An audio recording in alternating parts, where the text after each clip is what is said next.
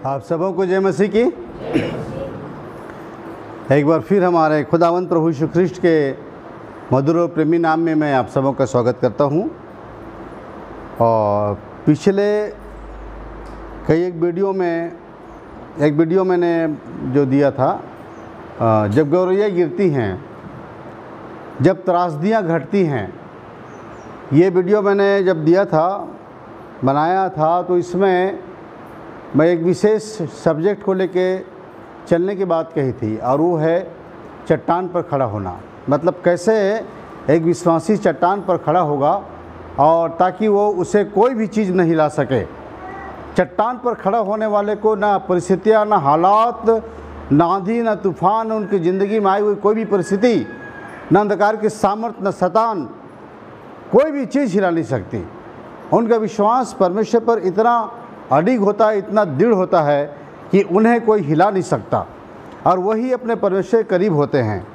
और वो जब प्रभु का आगमन होगा तो बहुत शीघ्र वो उठाए जाएंगे। और इन्हीं की तैयारी के लिए हम इन दिनों में इस वीडियो को बना रहे हैं। और मैंने एक बात कही थी कि मेरा पूरा जीवन भर का निचोड़ है, जो मैंने 35 साल की सेवा में मैंने अपनी पाई है, और मैंने जो सीखा है, और सीखने के लिए मैं थ्योरी से, परमेश्वर ने कहा, मुझे प्रैक्टिकल से बहुत ज़्यादा सिखाया है, पूरे जीवन भर प्रैक्टिकल से। और इसलिए विश्वास क्या होता है, विश्वास में कैसे खड़ा होना होता है, विश्वास में कैसे चलना होता है, इस बात को परमेश्वर ने ताउम्र मेरी ज़िंदगी भर मुझे सिखाते रहे हैं। इन्हीं को मैं आप लोगों को बांटना चाहता हूँ। और इनमें विश्वास में एक सबसे बड़ी रुकावट है, विश्वास के लिए एक सबसे बड़ी रुकावट है, और वो रुकावट जिन्हें बहुत छोटी समझते हैं, बहुत छोटी, और हम सोचते हैं कि ये छोटी सी बात में परमेश्वर के पास जाने से मेरी क्या रुकावट हो सकती है, मुझे ये छोटी बात कैसे रोक सकती है, छोटी छोटी बातों के लिए मैं क्यों डरूं, मैं काहे चिंता करूं, मैं क्यों सोचूं कि ये बातें मुझे रोक सकती हैं। परंतु अजीजों, मैं आपको एक बताना चाहता हूं कि आज का जो मेरा टॉपिक है वो है अलविदा कुड़कुड़ाहटों। अलविदा कुड़कुड़ाहटों।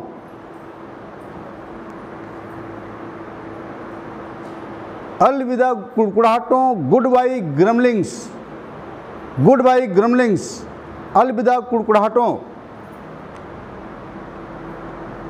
अब किसी खुशनुमा दिन,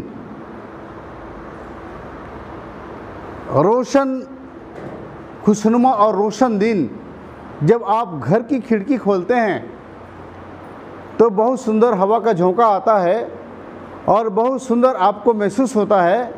बाहर का वातावरण देखने से आपको लगता है कि क्या ही सुहावना सुबह है, कैसा सुंदर सुबह है। पर कभी कभी जब आप अपने सुबह उठते हैं भोर को और खिड़की जब खोलते हैं तो बाहर बहुत ज़ोरदार बारिश को देखकर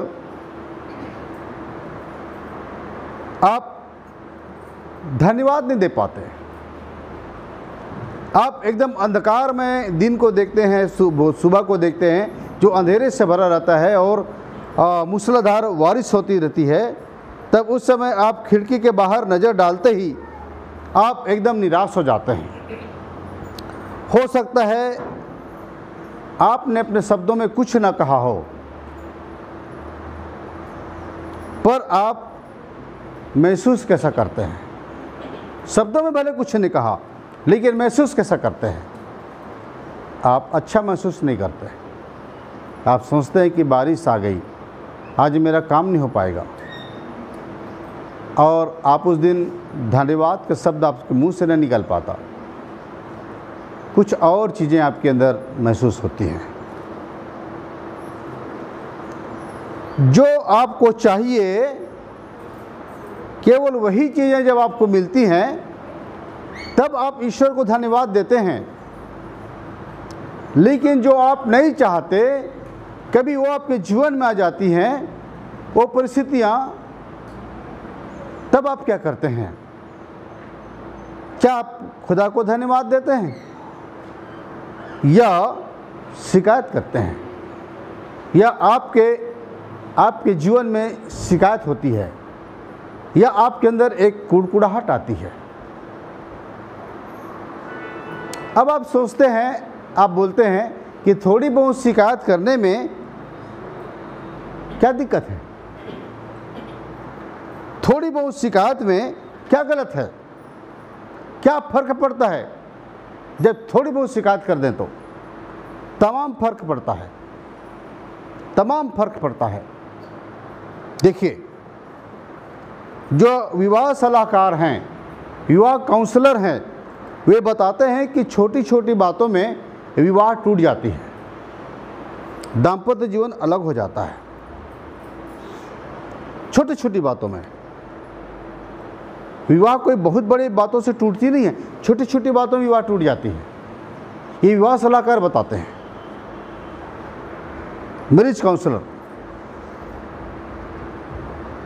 एक टायर को एक छोटी सी कील पंचर कर देती है, छोटी सी कील एक बड़े से टायर को पंचर कर देती है, पर्याप्त है। एक मैकेनिक की छोटी सी भूल के कारण एक विराट वायुयान गिर सकता है, छोटी सी भूल के कारण। एक छोटी सी गलतफहमी गोली चलने का कारण बनती है।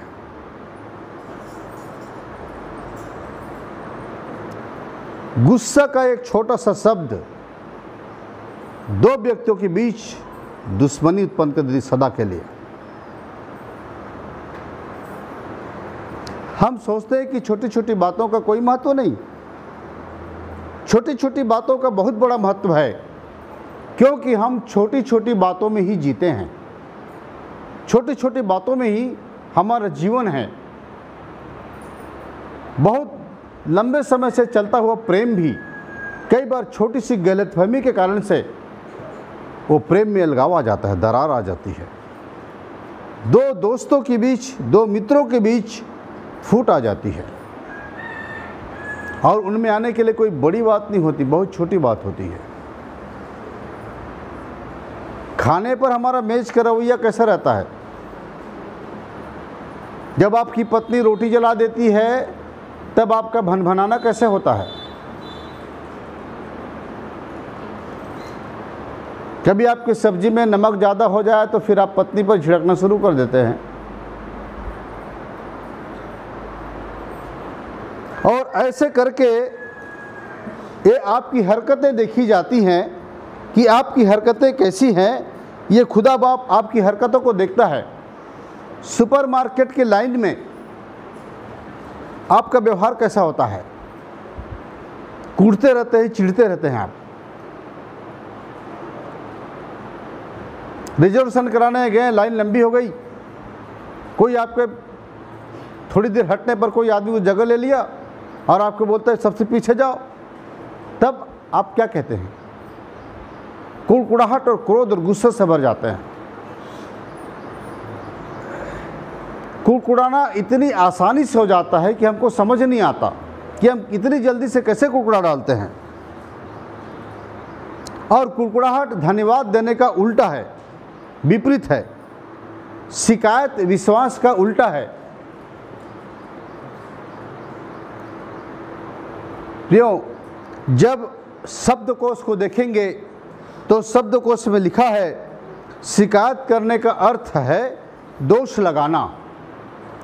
शिकायत करने और बड़बड़ाने के द्वारा आप दरअसल अपने जीवन की दिनचर्या में गलत होने का दोष परमेश्वर पर लगाते हैं। किसी इंसान को कहने के द्वारा आप परमेश्वर को कहते हैं कि आपने मेरी ज़िंदगी में, मेरी दिनचर्या में ये चीज़ें मेरे जीवन में होने दे दिया।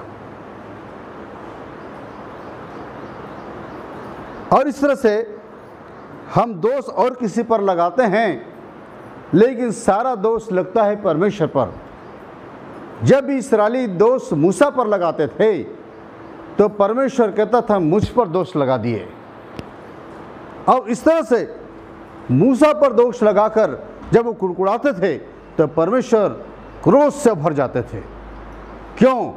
क्योंकि उनको ले जाने वाला मूसा नहीं, परमेश्वर थे, जो उनको पार ले जा रहे थे उस कनान और प्रतिज्ञा प्रदेश में जिसमें दूध और मधु की धारा बहती है, अनाजों का और फलों का देश, अनारों का देश, इतने सुंदर देश में उनको गुलामी से निकाल कर ले जाने वाला परमेश्वर।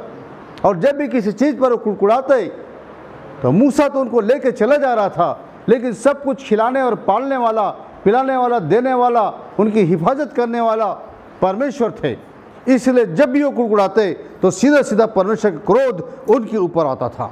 वो कहते थे ये छोटी छोटी बातों में मुझ पर अविश्वास करते हैं, क्योंकि कुड़कुड़ाहट का मीनिंग्स होता है अविश्वास। कुड़कुड़ाहट विश्वास का उल्टा है। जब भी आप कुड़कुड़ाते हैं तो आप सीधा अविश्वास करते हैं, और अविश्वास किस पर करते हैं? परमेश्वर पर करते हैं कि आपने आज मेरे लिए ठीक से भोजन नहीं दिया, मेरे लिए भोजन ठीक से नहीं दिया, आपने मेरे भोजन में गड़बड़ी करवाया और ये भोजन ठीक से मेरे लिए नहीं बना, दूसरे दिन यही भोजन कितना अच्छा बनता है। ये चीज़ें आप गुस्सा किसी पर करिए, लेकिन आपका गुस्सा परमेश्वर पर होता है, क्योंकि अगर वो ना चाहें तो आप एक टाइम भोजन नहीं करने पाएंगे। आपके घर में पका पकाया भोजन रखा रहेगा, आप एक टाइम भोजन नहीं करने पाएंगे। आपके जेब में रुपये रहेंगे, लेकिन आप एक टाइम भोजन नहीं करने पाएंगे। अगर परमेश्वर नहीं चाहे तो वो आपको खिलाना नहीं चाहेंगे तो आप खा नहीं सकेंगे, आप खा नहीं पाएंगे। उनके खिलाने से ही आप खाते हैं। हाँ, उनके खिलाने से खाते हैं। मैं भी आप लोगों को बता रहा था, उस दिन जब मैं कोरबा जा रहा था, मुझे बहुत ज़ोर से चक्कर लगा कार में, और जो सुबह में नाश्ता किया तो भी उल्टी हो गई। इतना भयंकर चक्कर था, और चक्कर का कारण वही था, मेरे सर्वाइकल में जो ऑपरेशन हुआ था। कभी कभी नसें दबती हैं तो ये चक्कर आते हैं, पर बहुत 2 साल के बाद मुझे ये चक्कर लगे थे, वो भी रास्तों की खराबी के कारण। जर्क होता है तो झटके लगते हैं गर्दन में, और यहाँ पर जो ऑपरेशन हुआ मेरे नस जो था, वो वेन जो था, वो कुचल चुका था, डैमेज हो चुका था, ये एक्सीडेंट में गिर गया था गाड़ी से। तो ये स्थितियाँ हैं। इस समय कई बार हम शारीरिक रूप से दुर्बल होते हैं, या किसी प्रकार की कोई अंग हमारा कमज़ोर होता है, और कभी कभी ऐसा होता है हमारे साथ में। तो उस दिन मैं सोचा था कि आप पता नहीं ये चक्कर कितने समय तक रहेगा, कभी कभी 2 दिन 3 दिन भी रह जाता है, और मैं 2 दिन 3 दिन खाना नहीं खा पाता। तो शाम को 4 बजे मुझे मंगनी देनी थी, सगाई देनी थी। एक सगाई देने के लिए मैं गया था। जब मैं सगाई देने का समय आया तो मैंने प्रभु से प्रार्थना की कि प्रभु जिस काम के लिए आया हूँ उसको करने की मुझे सामर्थ्य दे, मुझे आपकी अनुग्रह चाहिए। मैं आपका अनुग्रह मांगता हूँ कि मैं जितने समय तक सगाई दूँ, न मेरे पैर लड़खड़ाए, न मुझे चक्कर आए, न मैं गिर नहीं पाऊँ, मुझे आप थामे रहेंगे। और परमेश्वर ने वही किया, क्योंकि वो कहते हैं कि मेरा अनुग्रह तेरे लिए बहुत है, क्योंकि मेरी सामर्थ्य निर्बलता में उतरती है, निर्बलता में सिद्ध होती है। और इसीलिए पौलुस कहता है कि जब जब मैं निर्बल होता हूँ तब तब सामर्थी होता हूँ। हाँ प्रियो, ये होता है। उस बड़े ऑपरेशन के बाद से बहुत लंबे समय के बाद मेरा ये हाथ काम करने लगा था। मेरा हाथ तो लटक चुका था, ये हाथ बिल्कुल जा चुका था, सूख चुका था, पर इस सूखे हाथ को फिर से प्रभु ने हरा भरा किया। पर प्रियो, मैं आपको बताना चाहता हूँ कि एक वजन भी, एक चीज़ भी, एक जग पानी भी अगर मुझे उठाना पड़े इस हाथ से तो मैं नहीं उठा पाता। भोजन की टेबल पर बैठे रहने के बाद जो आसपास जो लोग रहेंगे, कोई भी रहे या कोई भी सर्व कर रहा है, तो मुझसे कहता हूँ थोड़ा पानी मुझे दे दीजिए, इधर गिलास में डाल दीजिए, क्योंकि इधर का पानी को मुझे उठाने में दिक्कत होता है। गाड़ी चलाने के लिए मना कर दिया डॉक्टर, तब से गाड़ी नहीं चलाया। पर ये हाथ कमज़ोर ज़रूर हुआ, पर ये हाथ फिर भी परमेश्वर को मैं धन्यवाद देता हूँ कि इस निर्बल हाथ में जब किसी पर हाथ रख देता हूँ तो सामने वाला पक्का हिलता है, उसकी सामर्थ उतर जाती है परमेश्वर की, क्योंकि उसने कहा है कि निर्बलता में मेरी सामर्थ उतरती है। इसलिए बहुत से परमेश्वर के दास हैं अभी भी वर्तमान में जिनको कहीं न कहीं से निर्बलता होती है, और दुर्बलता में ही परमेश्वर को रखता है। पौलुस भी कि शरीर में एक दुर्बलता थी, एक ऐसी बीमारी थी जिसे दूर करने के लिए पौलुस ने 3 बार प्रार्थना की थी, लेकिन परमेश्वर ने कहा कि मेरा अनुग्रह तेरे लिए बहुत है, क्योंकि मेरी सामर्थ निर्बलता में सिद्ध होती है। मतलब चंगाई नहीं दिया, कहा ये निर्बलता तेरे शरीर में जीवन भर रहेगा, और इसी निर्बलता के कारण मैं तेरे साथ रहूँगा। ये निर्बलता हमारे साथ ये दिखाता है कि हम परमेश्वर पर आश्रित हैं, भरोसा है। बल और सामर्थ्य हमें अभिमान मिला देता है, घमंड मिला देता है। हाँ, उन दिनों में जब शरीर से ताकतवर था, सबल था मैं पूरे रीति से, है ना, और उन दिनों में जब सेवा में जाता था मोटरसाइकिल में भी राजदूत में चला करता था, मेरी सेवा पीछे 3-3 सवारियाँ और सबका सामान बड़ा बड़ा बैग बंधा रहता था, है ना, और उतनी सामान से भरी गाड़ी अगर खड़ी गाड़ी अगर गिर जाए, है ना, तो 2 आदमी उनको उठाने में बड़ी मुश्किल जाते थे, जिसको मैं अकेला उठा लेता था। गाड़ी को अकेला उठा लेता था मैं। वजनी गाड़ी है, उसके बाद इतना वजनी सामान के बाद भी मैं गाड़ी को उठा लेता था। वो ताकत से भरा था, और मैं कहता था कि आज इतने साल मुझे सेवा करते हो गए, लेकिन कभी मेरे सिर में एक ठो दर्द नहीं आया, कभी मेरे सिर में कभी कोई बीमारी नहीं आई, कभी कोई दिक्कत, कभी कोई परेशानी मेरे साथ नहीं आई।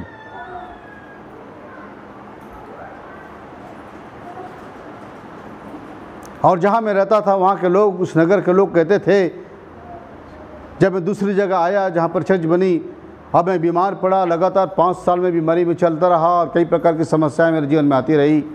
और तब वहाँ के लोग बोलते थे कि उनको तो हमने कभी एक तो सिर में दर्द होते, कभी एक तो बुखार होते, कभी उनको कोई बीमारी होते हुए उनको हमने 23-24 साल नहीं देखा, और वहाँ जाके क्या हो गया उनके साथ में। मैं नहीं पिया, सदा सुंदरता नहीं रहती, सदा ताकत नहीं रहता, सदा धन नहीं रहता, सदा बुद्धि नहीं रहती।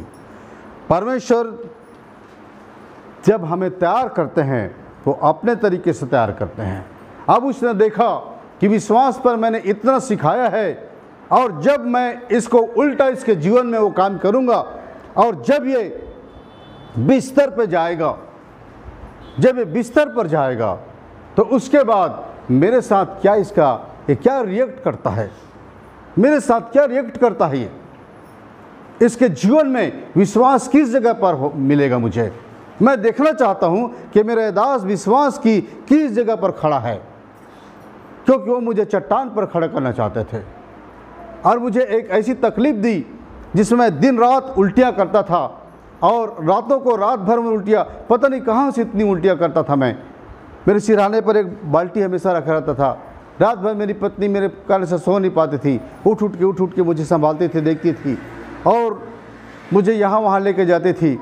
बहुत सारे हॉस्पिटल वो लेके चली गई, बड़े बड़े शहरों में कई हॉस्पिटल्स में मुझे एडमिट रखा गया। मेरे लिए तमाम प्रकार की जो जांच हैं सब कुछ कर लिया गया। ब्लड का जांच बाहर भेजते थे हर हॉस्पिटल में, लेकिन कुछ नहीं आता था रिपोर्ट में। एक्सरे से लेकर कितने बार किए, कितने बार सिटी स्कैन कितने बार MRI कराए, कितने बार उन्होंने बेरियम एक्सरे कराए, कितने बार उन्होंने वो क्या बोलते हैं एंडोस्कोपी कराए, कितने बार, कितने हॉस्पिटल में सब उसी कराते थे, और हर प्रकार के टेस्ट से मुझे गुजारते थे, पर कोई नहीं पकड़ पाते थे कि इनका उल्टी का क्या कारण है, इनकी पेट में क्या बीमारी है। कोई डॉक्टर नहीं। मैं सोचता था कि ये कोई भी ऐसा डॉक्टर नहीं मिल रहा है मुझे, जबकि सब पेट के ही स्पेशलिस्ट डॉक्टर हैं। तो फिर ऐसी क्या हो गई मुझे जो कोई नहीं पकड़ पा रहे हैं। और मैं उस समय हड्डी का ढांचा हो चुका था, कोई कपड़े मुझ में होते नहीं थे, और जो भी कपड़े मेरे लिए डालाते थे लोअर वगैरह पहनने के लिए, उस समय में तो वही पहन पाता था, तो वो भी मुझे ढीला हो जाता था। इतना सूख कर कांटा हो चुका था। और एक दिन अचानक एक बाथरूम में हॉस्पिटल का मैं गया मेरा कपड़ा चेंज करने के लिए। जब वो हॉस्पिटल का व्यक्ति कपड़ा चेंज करवा रहा था वो, तो मैंने जब आईने में, वहाँ सब बड़ा आईना लगा था, आईने में जब अपने शरीर को, अपने आप को देखा तो मैं खुद को नहीं पहचान पाया और बुरी तरह डर गया। मैं बोला ये मैं हूँ? अगर ये मैं हूँ तो दुनिया में मेरी सांसें कुछ दिनों की हैं, पर मैंने 1.5 साल बिना अनाज का बिताया है। मेरे पेट में कोई भी भोजन, कोई भी अनाज नहीं गया। मैं केवल ड्रिफ्ट में चला हूँ, बॉटल में चला हूँ 1.5 साल। और 1.5 साल में मैंने एक भी शिकायत अपने परमेश्वर से नहीं की कि क्यों आपने ये बीमारी मुझे दी, और मैंने अपनी चंगाई के लिए एक भी बार प्रार्थना नहीं किया, एक भी बार नहीं। मैंने केवल धन्यवाद दिया और परमेश्वर की प्रशंसा की और कहा कि जो कुछ तू मेरे लिए करता है वो मेरी भलाई के लिए करता है। मैं जानता हूँ कि मेरे लिए जीना मसीह और मरना लाभ है। तो फिर मैं मौत का भय मेरे अंदर से निकल चुका था, मृत्यु से मेरा कोई भय नहीं था। प्रियों, मुझे एक ऐसी परीक्षाओं से गुजरना पड़ रहा था जिसमें मेरे विश्वास की परीक्षा थी और जिसके लिए मैं एक हड्डी का ढांचा जैसे बन चुका था, और मुझे अनाज को देखते ही उल्टी आती थी। कोई भी चीज़ भोजन के रूप में अगर लाया जाए तो मैं उसे देखते ही उल्टी करने लग जाता था, देखते ही। खाना तो बहुत दूर की बात है। इसलिए कुछ कुछ नाश्ते उन दिनों में जो मुझे खिलाए करते थे, खिलाई जाती थी, और खिलाने के बाद तुरंत मैं उल्टी कर देता था, एक कौर जाने के बाद उल्टी कर देता था। उन नाश्तों को मैं आज भी देखता हूँ तो मैं उन नाश्तों को नहीं करता। आज भी मुझे उनको देखने के बाद ऐसा लगता है ये तो 1.5-2 साल तक मेरे पास यही नाश्ते लाए जाते थे और ये फिर ला रहे हैं मेरे पास ये नाश्ता। अब खा सकता हूँ, मुझे कोई दिक्कत नहीं है। प्रभु ने मुझे पूरी रीति से चंगा कर दिया, पर उस समय उन चीज़ों को देखते ही मुझे उल्टी आती थी। आज भी अगर कोई मुझे सेवई ला के दे दे तो मुझे उल्टी होगी। उल्टी होती नहीं है, पर उस देखते उल्टी लगती भी नहीं है, लेकिन उसको देखते ही कहता है नहीं इसको नहीं खाऊंगा। और कोई हलवा ला के दे दे तो मुझे लगता है नहीं ये ले जाओ। मतलब उन चीज़ों से मेरा मन इतना ऊब गया था। कई एक चीज़ें ऐसी थी, जब जूस लाते थे, आज भी जूस मुझे पीने की इच्छा नहीं, जूस पीता नहीं मैं। जूस बहुत लाते थे मुझे पिलाते थे, अब पिलाने के बाद तुरंत बाहर। उन दिनों मेरी पत्नी कहती थी, हजार लोगों के लिए प्रार्थना करने वाला दास, जिनकी प्रार्थना से ढेर सारा लोग चंगाई पाते हैं, अपने लिए प्रार्थना नहीं कर रहे हैं। एक बार तो पुकार के देखिए आप प्रभु को, एक बार वो कितना अनुग्रहकारी है, कितना दयालु है, कितना प्रेमी पिता है, आपको चंगा करेंगे कि नहीं, एक बार आप पुकार के देखिए। मैं केवल मुस्कुरा के रह जाता था और कहता था वो तुम कर लो ना, तुम कर लो। मेरे लिए बहुत सारे हाथ उठा करते थे, परंतु मैं अपने लिए हाथ नहीं उठाता था। और इसीलिए उस समय में उसी प्रॉब्लम में मुझे लेकर 2 साल चल रहा था। प्रॉब्लम में लेकर मुझे एक हॉस्पिटल में एडमिट किए गए, आईसीयू में, रायपुर के एक हॉस्पिटल में आईसीयू में, और वहाँ 7वां दिन मेरा आखिरी दिन था और मृत्यु का दिन था, जब मेरा प्राण निकल चुका था और आत्मा निकल चुका था। अजीजों, मैंने तमाम चीज़ों को देखा है। सूर्य और चंद्रमा को टूट कर गिरते देखा है, पृथ्वी को गिरते देखा है और टूटते देखा है, और सब कुछ को नष्ट होते देखा है। और तब एक आवाज़ को मैं सुना, और उस आवाज़ ने मुझसे कहा कि तुझे क्या दिखाई देता है? मैंने कहा सब कुछ ख़त्म हो रहा है। परमेश्वर की आवाज़ ने कहा यही मृत्यु है। जिस आवाज़ को मैं कभी नहीं भूलता, उसने कहा यही मृत्यु है, एक दिन सब डिस्ट्रॉय हो जाएगा, सब कुछ मैं ख़त्म कर दूंगा। सबका एक्सपायरी डेट है, अवधि है, सीमा है। सूर्य का, चंद्रमा का, धरती का, सब चीज़ों का तारों का, मनुष्यों का, प्राणियों का, सबको मैं एक दिन खात्मा कर दूंगा, सबको एक दिन मैं नष्ट कर दूंगा। तो प्रियो, उस आवाज़ का मैंने सुना और फिर उसने कहा, तुम कैसा महसूस कर रहे हो? मैंने कहा, मैं कहाँ, मेरा शरीर मिट्टी हो गया है। उस आवाज़ ने कहा, यही मृत्यु है, तुम मिट्टी हो गए हो, तुम्हारा प्राण और तुम्हारा शरीर, आत्मा दोनों इस बॉडी को छोड़ रहे हैं, क्योंकि ठंडा हो चुका है, बर्फ़ के समान ठंडा हो चुका है तुम्हारा शरीर, मिट्टी हो गया है। और तब मेरा आत्मा प्राण निकला। प्रियो, एक लंबी यात्रा के लिए मैंने खुद को जाते हुए देखा। बॉडी नीचे थी और फिर उस समय आईसीयू में कोई मेरे पास नहीं थे, क्योंकि आईसीयू में किसी को रहने नहीं देते हैं। आधे घंटे के बाद मुझे पता नहीं कि मैं कितना दूर का लंबा सफ़र करने के बाद लौटा हूँगा। वापस मुझे लौटाया गया और वापस जब मैं लौटा तो मेरे शरीर में हरकत होने में आधे घंटे का समय लगा। फिर से परमेश्वर ने मुझे वापस किया, क्योंकि मैं आखिरी समय एक ही दुआ किया था, धरती पर यदि मेरा काम पूरा हो गया होगा तो मुझे स्वीकार कर लीजिए प्रभु। अगर धरती पर बाकी होगा मेरा काम तो आपकी इच्छा पर छोड़ता हूँ, और मेरा काम पूरा हो गया होगा तो मैं अपनी आत्मा आपको सौंपता हूँ। मुझे वापस कर दिया।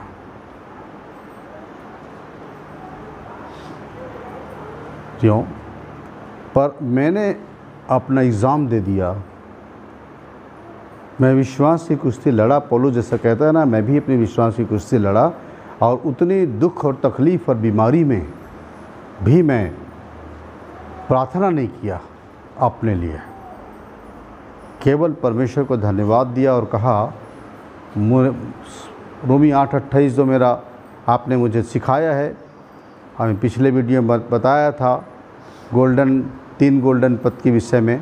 पहला यूहन्ना 3:16, परमेश्वर ने जगत से ऐसा प्यार किया कि उसने अपना इकलौता पुत्र दे दिया, ताकि जो कुछ से विश्वास करे वो नाश न हो परंतु अनंत जीवन पाए। दूसरा रोमी 8:28, जिसमें लिखा है कि हम सब जानते हैं कि जो परमेश्वर से प्रेम करते हैं उनके लिए सब बातें मिलकर भलाई उत्पन्न करती हैं, अर्थात उन्हीं के लिए जो परमेश्वर के इच्छा के अनुसार बुलाए गए हैं। तो प्रियो, ये दूसरा पद है। और तीसरा पहला थिस्सलुनीकी 5:18 पर कि हर बात में धन्यवाद करो, है ना, हर बात में धन्यवाद करो। तो ये 3 पद ऐसे हैं और परमेश्वर की प्रशंसा के लिए। तो प्रियो, मैं एक ही चीज़ सीखा था कि धन्यवाद करना, परमेश्वर पर विश्वास करना है और विश्वास पर खड़ा। ये परमेश्वर ने मुझे सिखाया था और सिखाने के बाद मुझे प्रैक्टिकल में ले गए वो, और तब उस प्रैक्टिकल में लेकर उसने मुझे पूरा खड़ा किया कि विश्वास क्या होता है। विश्वास में कोई परिस्थिति हमको हिला नहीं सकता। अब देखिए, मैं उन परिस्थितियों से गुजरा हूँ जिनमें मैं ढेरों शिकायत कर सकता, और भी कोई लोग होते तो हज़ारों लाखों शिकायत कर चुके होते 2 साल में बिस्तर पर पड़े हुए। सोचिए, कंकाल का शरीर में जो एक दाना अनाज उसके पेट में नहीं जा सकता, एक पानी नहीं जा सकती, एक जूस नहीं जा सकता, उस मनुष्य के शरीर में अपने परमेश्वर के लिए कितनी शिकायतें उठ जाती। और वो कहते कि प्रभु मुझे इतना दशा में आप लाए हो, मौत दे दो, मौत मांगते। लेकिन मैंने मौत नहीं मांगी, मैं केवल परमेश्वर की इच्छा पर छोड़ दिया कि जो आपकी इच्छा है वो मेरे साथ करिए। पर मैं अब भी विश्वास करूंगा आप पर, क्योंकि आपने पहला पाठ जब मुझे सिखाया था, जब गौरैया गिरती, उसमें मेरा वीडियो देख लेना, आपने बताया हूँ। तो उन दिनों से मैं ये सिखाते सिखाते सिखाते इतना आपने मजबूत किया मुझे कि मैं अब शिकायत नहीं करता। मैं जानता हूँ कि शिकायत विश्वास का उल्टा है, और जब हम शिकायत करते हैं तो परमेश्वर पर दोष लगाते हैं, और इसलिए मैं शिकायत नहीं किया और विश्वास पर खड़े रहा, और अंत में मृत्यु को वापस होना पड़ा मेरे विश्वास के कारण। और मेरा परमेश्वर मुझे फिर से खड़ा किया। मेरे मन में केवल एक बात थी जिसे मैंने कभी किसी पर प्रकट नहीं किया, और वो ये थी कि एक तो मैं अपनी बेटी का विवाह नहीं कर पाया, दूसरा मैं चर्च को ऊपर का भाग नहीं बना पाया हूँ। इतनी बड़ी संख्या में लोग आते हैं, चर्च को ऊपर खड़ा नहीं कर पाया हूँ। तीसरा, मैं अपने बाद और वारिस परमेश्वर के दासों को अभी तैयार नहीं कर पाया हूँ पूरी तरह से, जो मेरी तरह सेवा करें। ये 3 चीज़ें मेरे अंदर थी जिसे कभी किसी से शेयर नहीं किया, कभी किसी को नहीं बताया, अपने अंदर दबा के रखा। लेकिन मेरे मन की बात परमेश्वर जानते थे, मुझे वापस किए। वापस करने के बाद ऊपर जो चर्च था वो 6 महीने में परमेश्वर ने बना दिया, जिसमें मेरे पास 1 रुपये नहीं थे, और उसने इस चर्च को बनवाया, ये चर्च बनवाया।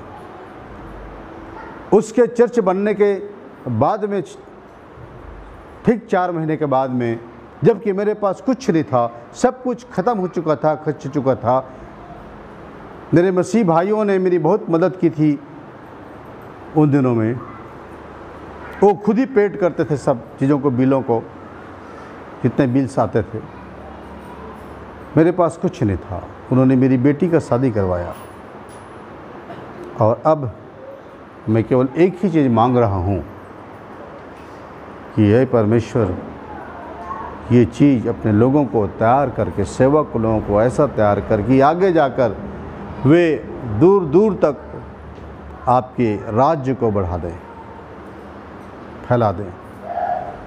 इसमें लगा हुआ हूँ। और उसके बाद जब मैं चंगाई पाया, तब से लेकर आज तक परमेश्वर के लिए दौड़ रहा हूँ। प्रभु ने मुझे एक बार फिर से खड़ा किया, क्यों, और मैं चल रहा हूँ।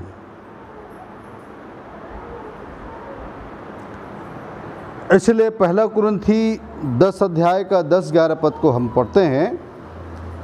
1 कुरिन्थी 10 अध्याय और उसका 10-11 पद। इसमें लिखा है,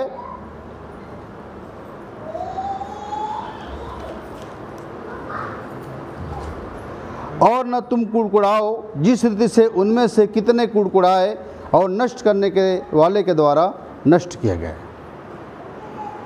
कुड़कुड़ाने के कारण से परमेश्वर ने बहुत से इस्राएलियों को नष्ट कर दिया, जिनके साथ प्रतिज्ञा करके उनको प्रतिज्ञा के प्रदेश में पहुंचा रहे थे, देश में ले जा रहे थे, उनको नष्ट कर दिया। क्यों? केवल कुड़कुड़ाने के कारण से। जब वो कुड़कुड़ाए लिखा है, तब वो नष्ट किए गए। और ये दृष्टांत की रीति पर थी, और हमारी चेतावनी के लिए जगत के अंतिम समय में रहते हैं, लिखी गई हैं। लिखा है, परंतु ये सब बातें जो उन पर पड़ी दृष्टांत की रीति पर थी, और वे हमारी चेतावनी के लिए जो जगत के अंतिम समय में रहते हैं लिखी गई हैं। हमारी चेतावनी के लिए कि जब परमेश्वर ने उन कुड़कुड़ाने वाले को नहीं छोड़ा, तो मुझको और आपको कैसे छोड़ेंगे?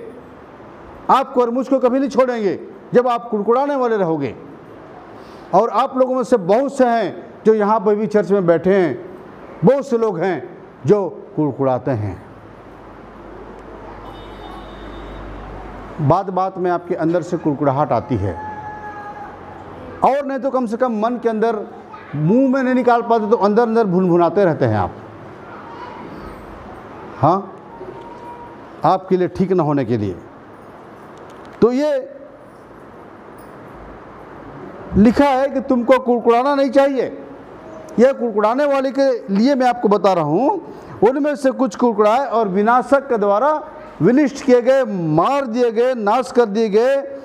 और ये घटनाएं जो उन दिनों में बीती है, ये हमारे चेतावनी के लिए लिखी गई है कि हम चेतें, और अपने जीवन में जब भी ऐसी परिस्थिति हमारे इच्छा के विरुद्ध में होती है, तो हम कुड़कुड़ाने की जगह में परमेश्वर को धन्यवाद दें, परमेश्वर की प्रशंसा करें और परमेश्वर को धन्यवाद दें, और कहें, धन्यवाद प्रभु इस बात को, इस घटना को, इस परिस्थिति को मेरे जीवन में होने देने के लिए, क्योंकि आपके पास जरूर अच्छी योजना है।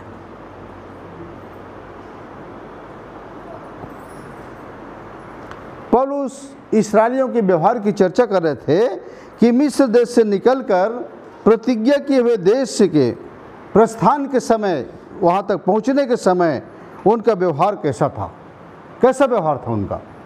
देखिए, जो परमेश्वर बड़े बड़े मिरेकल्स किए उनके जीवन में, बड़े बड़े चमत्कार किए उनके जीवन में, वो लोगों ने उन चमत्कारों को भूल गए।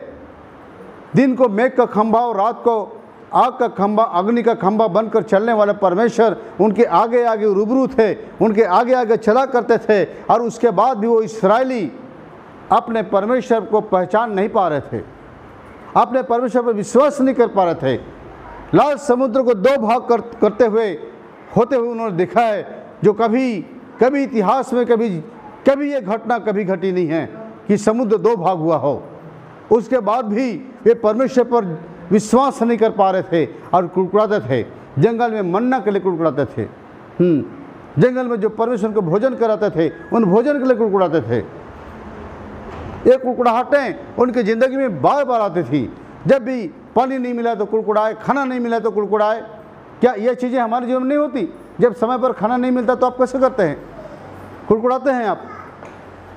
समय पर नींद सोने को नहीं मिला आपको तो सोने नहीं देने वाले आदमी पर आप कुड़कुड़ाते हैं, झल्लाते हैं।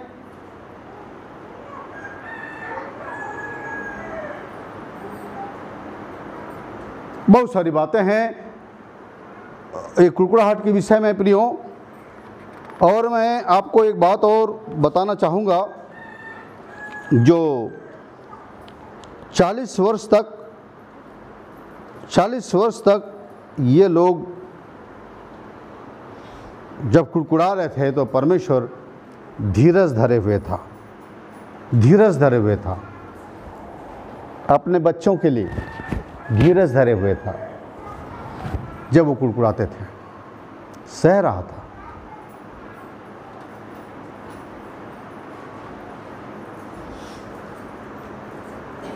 पर कुड़कुड़ाहट का कारण क्या है? इस्राएलियों का कुड़कुड़ाहट का कारण क्या है? वो अविश्वास जो हमारी छोटी छोटी बातों में हमको हो जाती है, वो अविश्वास, वही अविश्वास इस्राएलियों के मन में थी। कुड़कुड़ाहट का कारण था उनका अविश्वास, अविश्वासी मन। और इसलिए इब्रानी 3:12 में लिखा है, इब्रानियों उसका 3:12,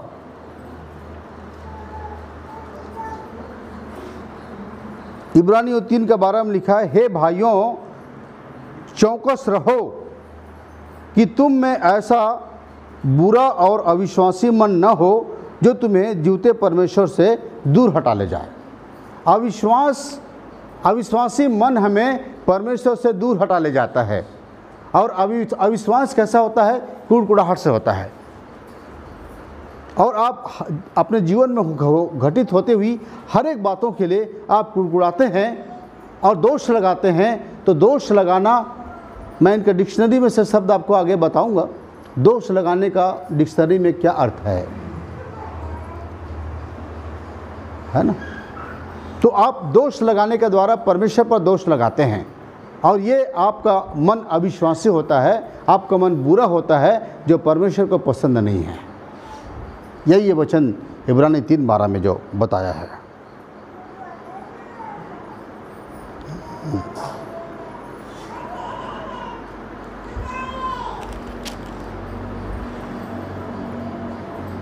परमेश्वर क्यों क्रोधित होते हैं?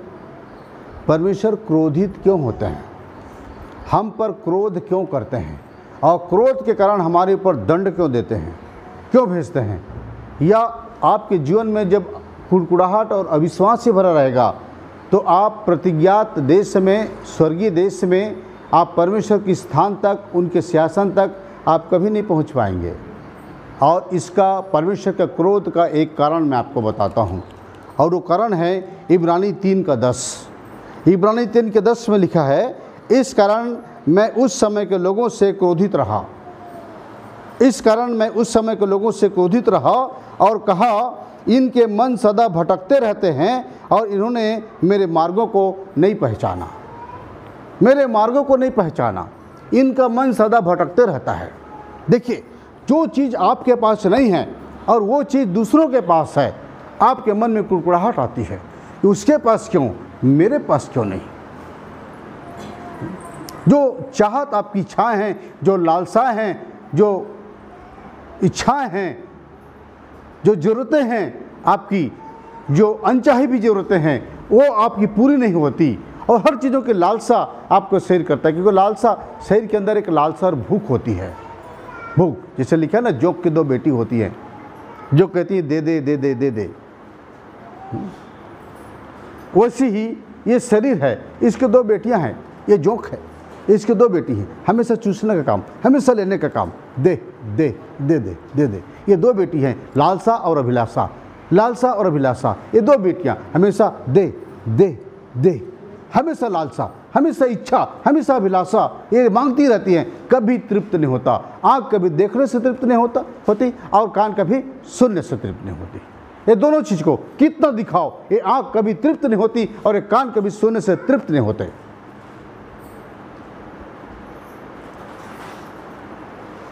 इसलिए थोड़ी देर मनुष्य को बोल देना, आप शांत रहिए, 1 घंटा शांत रहिए, तो आधा घंटा शांत रहिए, वो बोलता है मैं बोर हो जाऊंगा।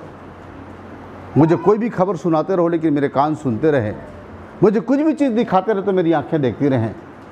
इसलिए शैतान इन दिनों में आपको गलत गलत चीज़ें भी दिखाती हैं, टीवी के द्वारा, इंटरनेट के द्वारा और तमाम मोबाइल्स के द्वारा आप हर प्रकार की चीज़ों को देखने, या आपकी आंखें उन चीज़ों की चाहत करती, इच्छाएँ करती हैं और आप देखने लगते हैं। ये जोक है ना शरीर, इसके दो बेटियां हैं, ये लालसा और अभिलाषा, और यही दो बेटियां खींचती रहती है। जैसे जोक खून चूसने वाला होता है, वैसे ये हर किसी को चूस लेता है, दूसरों को शोषण कर लेता है। ये शरीर अपनी लालसा, अपनी भूख के लिए, कोई नहीं देखता कि ये गुनाह है, पाप है, अपराध है, गलत है,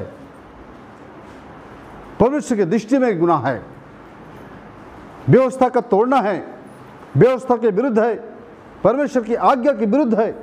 कभी वो नहीं देखते, वो केवल एक बात देखते हैं, मुझे चाहिए, मुझे चाहिए। तो हम जब हमारी ज़रूरत की, जो हम हर चीज़ की ज़रूरत हम चाहते हैं, हर एक की लालसा करते हैं, पूरी नहीं होती, हम कुड़कुड़ाते हैं। अरे भाई क्यों? परमेश्वर ने तो प्रतिज्ञा किया है ना कि मैं तुम्हारी हर उचित ज़रूरत को पूरी करूँगा। हाँ, जवान सी तो भूखे रह जाते हैं, पर यहोवा के डरियों को किसी भली वस्तु की घटी नहीं होती। तो भली वस्तु, जो अच्छी चीज़ें हैं, जो आपके लिए परमेश्वर को देना है, वो तो दे ही गई, वो तो देते हैं। फिर बुरी वस्तु आपको नहीं देना चाहते हो, फिर क्यों कुड़कुड़ाते हैं आप? आपने किसी को देख लिया, आपका मन में आप भाग गए और आप उसके पीछे पड़ गए और आप कह रहे हैं कि मुझे उचित अनुचित किसी भी रीति से वो चाहिए। ठीक है क्या ये? नहीं मिल रहा तो कुड़कुड़ा रहे हैं आप।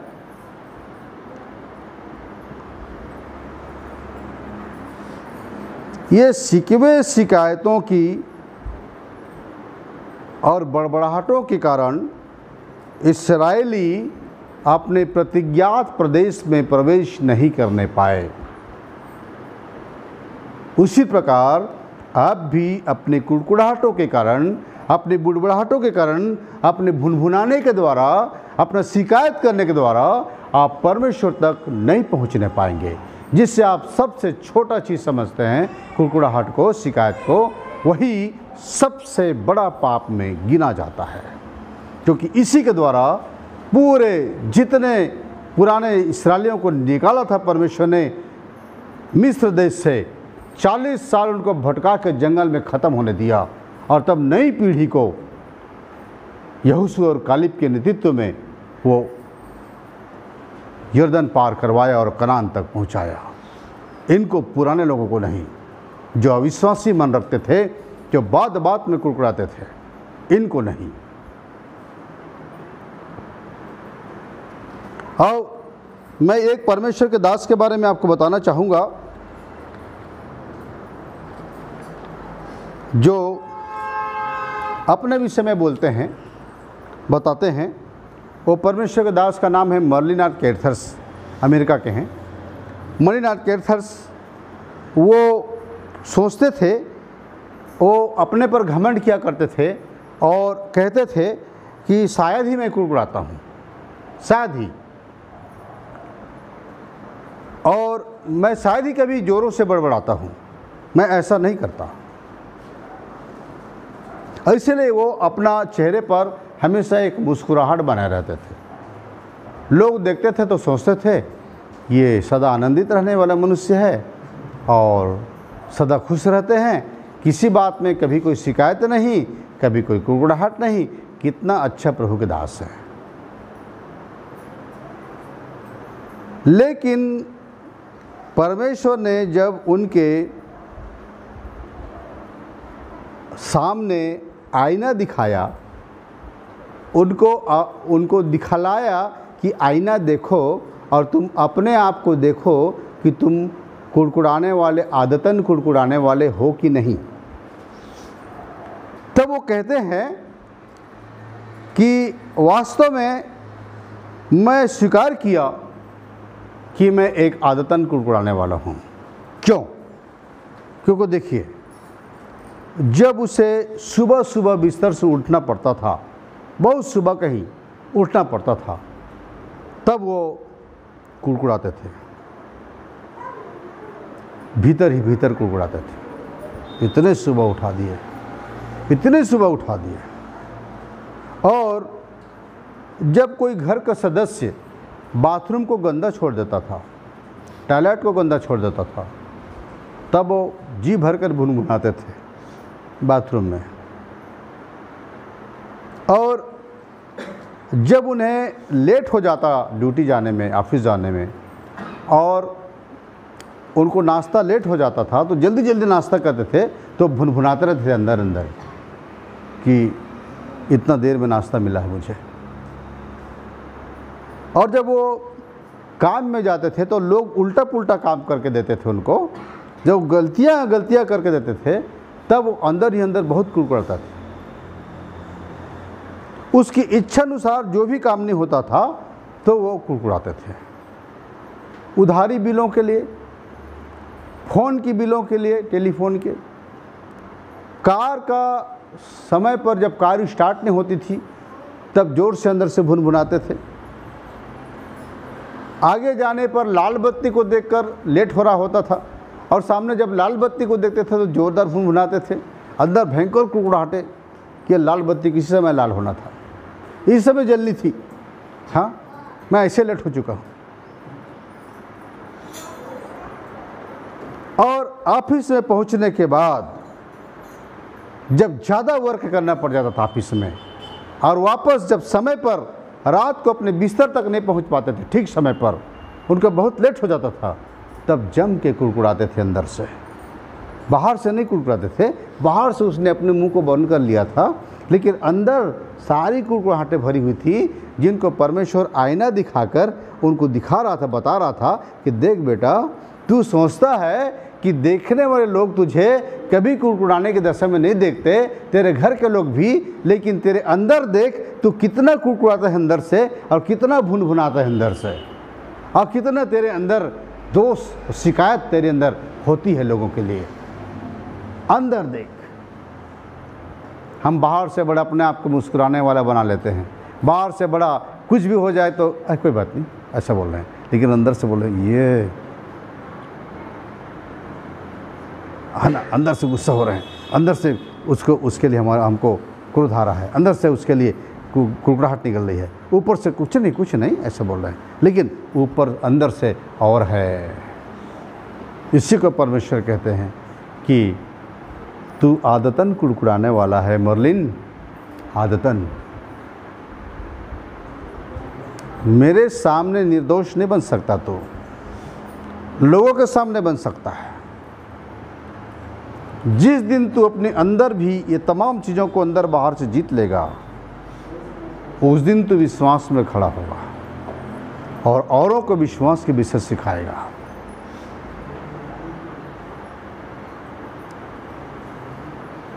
आप लोग को समझ आ रही है?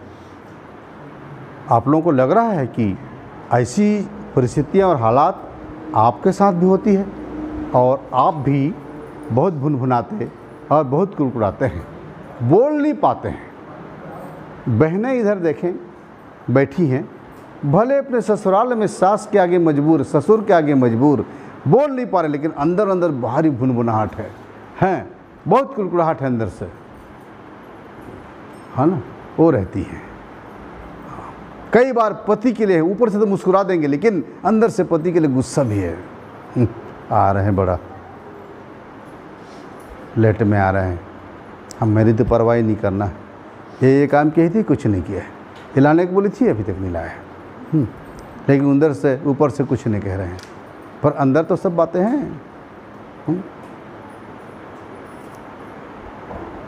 पति महोदय भी आ रहा है, भले अपनी पत्नी को प्यार दिखाने के लिए कुछ नहीं बोला, खाना निकालो जी, तो खाना नहीं निकला है, क्योंकि खाना बना नहीं था। बहुत बार बोलते हैं बच्चों के कारण से कि बच्चे की तबीयत ख़राब हो गई, इसका ऐसा हो गया, वो हो गई, पत्नी बताती है मैं दिन भर से परेशान हूँ उस बच्चे से, घर के कामों से, ये एक्स्ट्रा काम मेरे ऊपर आ गया, मैं खाना नहीं बना पाई आपके लिए। हाँ, ये तमाम बातें वो बेचारी सफाई में देने लगेगी। पर पति को ये नज़र नहीं आ रहा है, पति को तो खाना नज़र आ रहा है। अपना 30 मार खा बन के ऑफिस से आ गए तो, और बेचारी पत्नी दिन भर आपके बाल बच्चों के लिए मर रही है, आपको आपकी माता पिता की सेवा में अपने तमाम चीज़ों के पीछे लगी हुई है, लेकिन ये दिखाई नहीं देता। दिखाई देता है कि टाइम में मेरे को खाना नहीं मिला है, आ गए बॉस खाना दे दो, है ना। तो ये चीज़ें हम रोज़मर्रा की ज़िंदगी में जीते हैं। आज मैं जो चीज़ें बता रहा हूँ आपको, रोज़मर्रा की ज़िंदगी की बातें बता रहा हूँ कि ये चीज़ें हमारे साथ होती हैं, ये चीज़ें इस्राएलियों के साथ हुई हैं और ये चीज़ें हमारे साथ भी होती हैं। तो ये प्रियो, ये हम बहुत बार सोचते रहते हैं, मैं नहीं कुड़कुड़ाता, मैं बिल्कुल नहीं कुड़कुड़ाता, लेकिन मैं नहीं भुनभुनाता, पर मैं आपको बता रहा हूँ कि पक्का आप अगर आज के वचन को सुन रहे हैं तो मैं आपको बता देना चाहता हूँ कि आपको आईना दिखाएगा प्रभु, मैं क्या दिखाऊंगा। प्रभु का वचन आपको बता रहा है, आज बातें भी कर रहा है कि आपको आईना जब वो दिखाएंगे कि तुम कैसे हो, देखो खुद को, तो फिर आपको नज़र आएगा कि आप अंदर से कैसे हैं और बाहर से कैसे हैं। आप खुद को कहते हैं कि मैं विश्वासी हूँ, लेकिन मैं आपको कहता हूँ कि विश्वासी नहीं, अगर ये चीज़ें आपके जीवन में हैं और बाकी हैं, और इससे कई लोगों के जीवन में बहुतायत से होती है, कई लोग तो उसको दबा भी नहीं पाते, प्रकट कर डालते हैं, है ना, इतना ज़ोरदार प्रकट करते हैं कि उनको देखने के बाद ऐसा लगता है कि घर में दुबक जाओ, कहीं कोने में दुबक जाओ, है ना। अब वचन में लिखा भी है, झगड़ालू पत्नी के साथ रहने से ऊपर छत में के कोने में रहना उत्तम है ना, या झगड़ालू पत्नी के साथ रहने से जंगल में रहना उत्तम है। तो पत्नी क्यों भाई, पति के साथ भी तो हो सकता है। हाँ,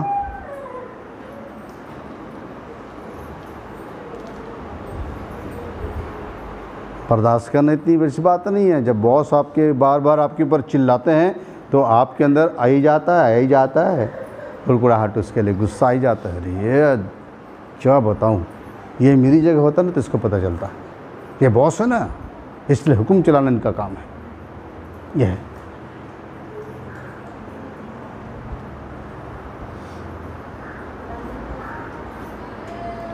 मैं उसी दास का एक और उदाहरण आपको बताता हूँ। एक बार वो संगीत गोष्ठी में गए थे जहाँ पर बहुत सुंदर मसीही संगीत का कार्यक्रम चल रहा था, बहुत से गायक गायिकाएं उसमें आए हुए थे, शिरकत किए हुए थे, और उसमें इतना सुंदर एक से एक धुन और एक से एक गीत दिया जा रहा था, और उसमें वो प्रभु के दास भी वहाँ पर बैठे हुए थे। बहुत से लोग थे उस सभा में, संगीत गोष्ठी में, और उसको सुनने के लिए।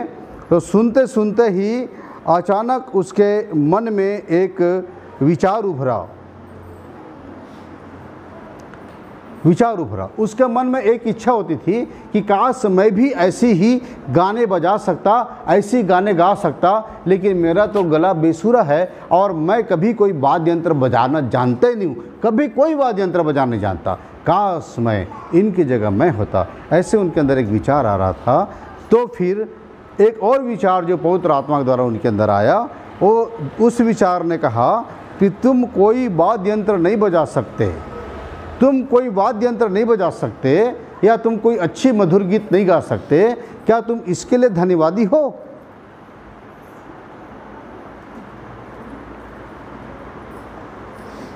उसने कहा मैंने पहचान लिया कि ये आवाज़ पवित्र आत्मा की ओर से आ रही है।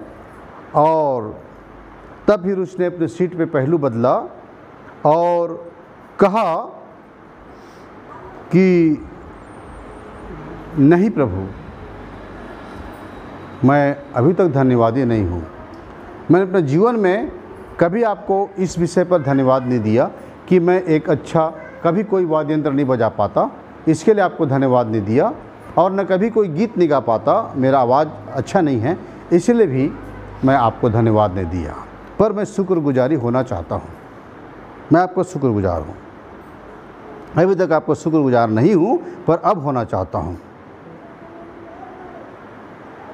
तो पवित्र आत्मा ने कहा क्या तुम आभारी होने के लिए राजी हो? तो उसने कहा जी हाँ प्रभु, मैं राजी हूँ और मैं समझता हूँ कि मेरे लिए आपकी इच्छा होती। यदि आप चाहते तो मुझे एक अच्छा इंस्ट्रूमेंट बजाने के लिए म्यूजिक इंस्ट्रूमेंट बजाने वाला बना देते। मुझे ऐसी ऐसी जगहों में ले जाते, ऐसी स्कूलों में ले जा सकते थे, मुझे शिक्षा दे सकते थे कि मैं अच्छे वाद्य यंत्र बजा सकता। यदि आप चाहते, या यदि आप चाहते तो मेरे गला को इतना सुरीला, इतना अच्छा बना देते कि मैं बहुत सुंदर गाने वाले गायक होता और मेरे गीत दुनिया में बजते रहते हैं।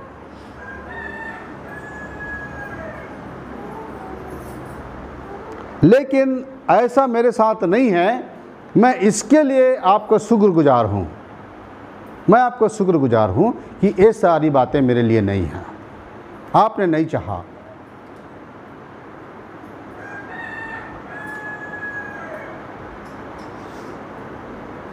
और उदास कहते हैं कि जब मैंने ऐसा कहा तो मेरे अंदर एक बहुत अद्भुत शांति आ गई, बहुत अद्भुत शांति। वो एक शिकायत होती है कि जो इन लोगों के पास है वो मेरे पास नहीं। ऐसी शिकायतें कभी कभी मन में उठती हैं।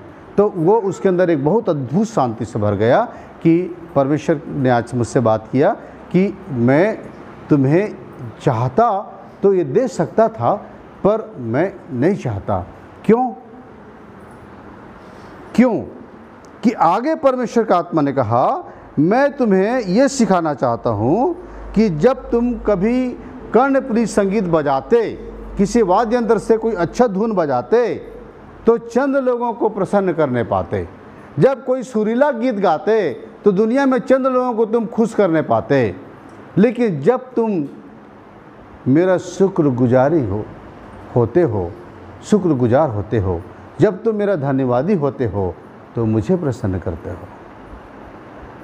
अगर सुंदर सुंदर वाद्य यंत्र बजाते तो दुनिया में कुछ लोगों को प्रसन्न करने पाते।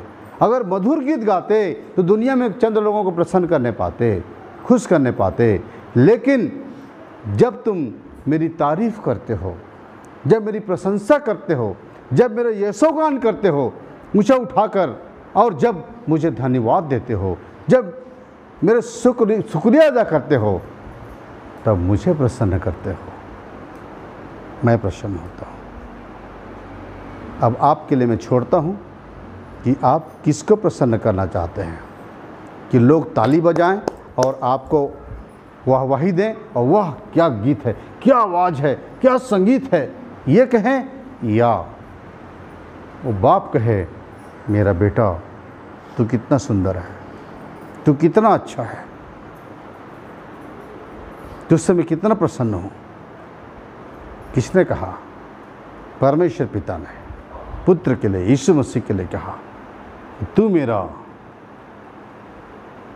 क्या है, प्रिय पुत्र है और मैं तुझसे अत्यंत प्रसन्न हूँ। वही आपके लिए भी कहा जाएगा जब आप परमेश्वर की खुल के तारीफ करोगे। परिस्थितियाँ कैसी भी रहें, हालात कैसी भी रहें, लेकिन ये कहो धन्यवाद पिता मुझसे भूल होने के लिए, धन्यवाद अगला आदमी से भूल होने के लिए, धन्यवाद ऐसा काम बिगड़ जाने के लिए, धन्यवाद रोटी जल जाने के लिए, धन्यवाद कार स्टार्ट नहीं होने के लिए, धन्यवाद लेट हो जाने के लिए, जो भी होता है परमेश्वर सही समय पर आपके लिए काम करते हैं और जो भी होता है आपके जीवन के लिए ये परमेश्वर की अनुमति है, परमेश्वर की इच्छा है और उसके बिना कुछ नहीं होता। और इसलिए सारी बातें हम अपने समय पर करना चाहते हैं लेकिन लेट हो जाती तो क्या करें, और उसके लिए भी हम परमेश्वर को धन्यवाद देकर देखें, उनकी प्रशंसा करके देखें, कुड़कुड़ाहट को अपनी ज़िंदगी से अलग करके देखें। और इसके लिए आपको प्रैक्टिस करना पड़ेगा, अभ्यास करना पड़ेगा, तब कहीं जाकर आप कुड़कुड़ाहट को, भुनभुनाहट को और शिकायत को अपने जीवन से हटा पाएंगे और हर बात में हर समय केवल परमेश्वर की प्रशंसा, तारीफ और यशोगान करने पाएंगे और उनको ऊंचा उठा पाएंगे, उनको धन्य कहने पाएंगे। हर समय आपके ऊपर और आपके अंदर दोनों में शांति नज़र आएगी और तब आप विश्वास के उस जगह पर हो जो कोई परिस्थिति आपको हिला नहीं सक रही। ये मेरा सीरियल चलेगा, मैं इस टॉपिक पर आगे बढ़ता जाऊंगा, आगे और भी मैं आपको इस टॉपिक पर बताऊंगा। मेरा वीडियो आप ज़रूर सुनेंगे। सब्सक्राइब करिए, देखिए, सब्सक्राइब करिए, बेल बटन दबाइए, लाइक करिए, इससे औरों को भी शेयर करिए, आप दूसरों को भी बताइए। परमेश्वर आपके जीवन में इन रुकावटों को और बाधाओं को, एक बड़ा जाल है आपके जीवन में परमेश्वर तक पहुंचने के लिए, बहुत बड़ी रुकावट है जो इस्राएली उस देश तक नहीं जा सके, और आपको प्रतिज्ञा के देश तक, परमेश्वर के देश तक, स्वर्ग तक जाने में ये रुकावटें हैं, इनको दूर करने में। इसी कारण तो आप चंगे नहीं होते। आपकी चंगाई में सबसे बड़ा बाधक है यही अविश्वास। आपकी ज़िंदगी में सबसे बड़ा बाधक, आपकी चंगाई में सबसे बड़ा बाधक, आपको आगे बढ़ने में सबसे बड़ा बाधक, आपको सफलता तक पहुंचने में जो सफलता आपकी कदम चूमती, ये सब रुकावटें और बाधाएं हैं, अविश्वास है। और यही अविश्वास के पीछे एक बड़ी कुड़कुड़ाहट और शिकायत है जिससे परमेश्वर खुश नहीं है, नाराज़ हैं, क्रोधित हैं। शायद आपके लिए भी नाराज़ हों, आपके लिए भी वो प्रसन्न न हो और कहते हो ये कहलाता तो मेरा है पर है नहीं मेरा, और बताता तो मेरा अपना है ऐसा, लेकिन मैं दिल से इसको मुझे प्रसन्न नहीं करता, मेरे लिए नहीं है, ये अपने लिए जीता है। यूँ इससे आपको निकलना होगा। मैं आगे आपको इस सीरियल में आगे लेके और चलूँगा अगले वीडियो में। तब तक के लिए परमेश्वर आप सबको आशीष दे, आप सबको जय मसीह।